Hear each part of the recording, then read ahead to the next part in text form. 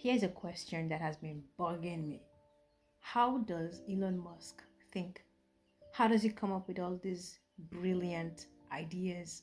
But how do you come up with those ideas? Could you tell me more about your creative process? And also, once you have those great ideas, how do you go about capitalizing those really ambitious ideas if you have very few limited financial resources?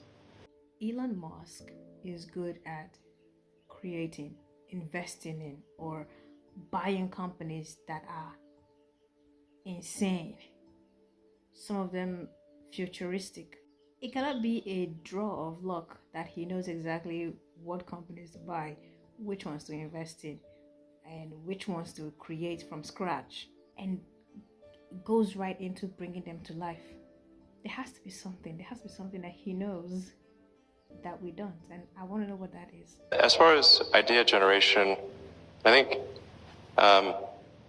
but I tend to think of things from a sort of physics standpoint, like from a first principle standpoint, what would be the best way to accomplish something, and then pursue that. And that's also a good way to determine if there's if something's far from its optimum.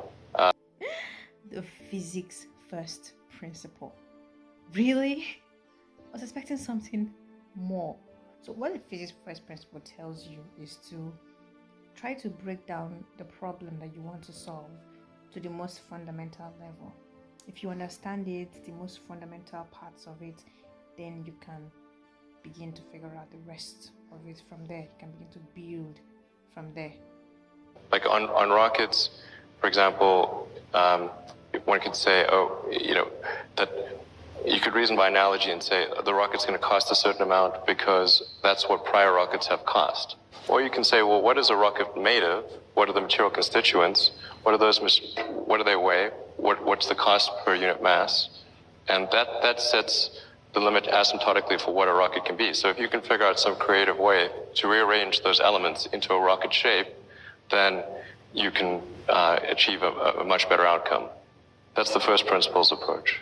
In some way, it means you have to question everything that you know, everything that everybody has told you before that is impossible. You have to question it. You don't take no for an answer. And I think also just combining ideas from different industries is really helpful for innovation. So, what have people discovered in one industry, and can that be applied to other industries? That's, I think, also a great source of ideas. So let's see, how does this apply? Let's assume that I set out to launch a